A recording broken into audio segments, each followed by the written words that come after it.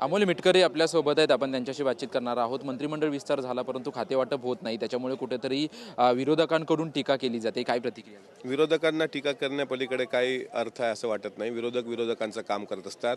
आज उद्धवजी येत आहेत सभागृहामध्ये, त्यामुळे आमच्या विरोधकांमधला एक गट जो आहे तो फार म्हणजे उत्साही आहे. त्या उत्साहाच्या भरात त्यांनी टीका केल्या असतील. आता संजय राऊतांचं दुःख काय आहे हे सर्व आपल्याला सगळं चांगल्या पद्धतीनं माहीत आहे. त्यामुळे विरोधकांना टीका करू द्या. खाते वाटप झालं आहे, म्हणजे मंत्रिमंडळाचा विस्तार झाला आहे, लवकरच खाते वाटप पण होणार. मंत्रिमंडळ विस्तार झाल्यानंतर आपल्या पक्षातील अनेक नेते नाराज असलेले आपल्याला पाहायला मिळाले. त्यापैकी छगन भुजबळ हे देखील नाराज असल्याचं पाहायला मिळालं. ते नाशिकला देखील निघून गेलेले आहेत. त्यांच्याकडून त्यांच्या समर्थकांकडून मोठ्या प्रमाणात टीका होते. जोडेमारो आंदोलन वगैरे केलं जातं. भुजबळ साहेबांची काही नाराजी असेल तर ती पक्ष पातळीवर दूर करण्याचा प्रामाणिक प्रयत्न होईल.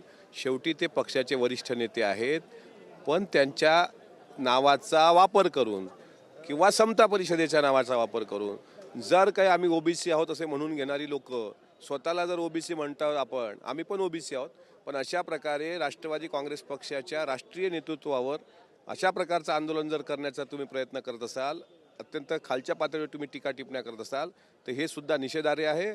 अशा बेताल सुटलेल्या कार्यकर्त्यांना भुजबळ साहेबांनी आवर घालावा अशी माझी त्यांना हात जोडून विनंती आहे. जितेंद्र आव्हाड म्हणतात की भुजबळ साहेबांवरती अन्याय झाला. शरद पवारांनी त्यांना तळहाताच्या फोडाप्रमाणे सुरुवातीपासून जपलं आणि आता वापर झाल्यानंतर, काम झाल्यानंतर तुम्ही त्यांना मंत्रिपद दिलं नाही. हे आव्हाड साहेबांनी बोलावं, मला असं वाटतं याच्यापेक्षा दुसरा मोठा जोक असू शकत नाही.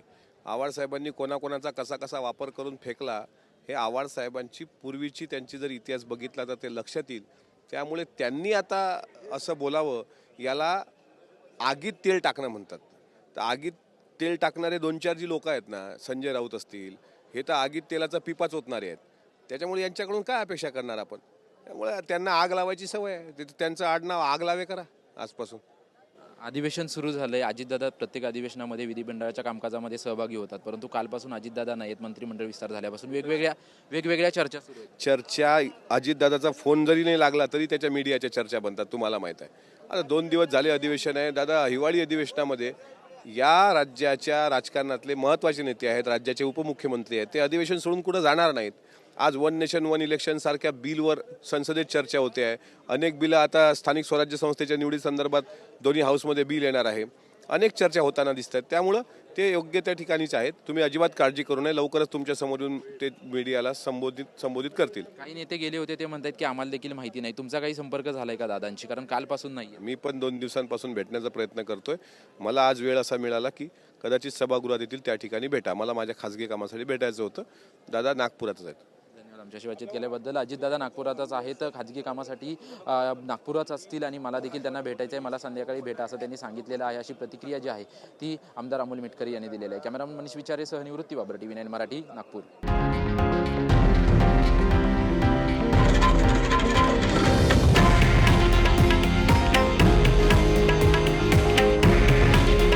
हे आहे देशातील नंबर 1 न्यूज नेटवर्क आणि आपण पाहत आहात TV9 मराठी.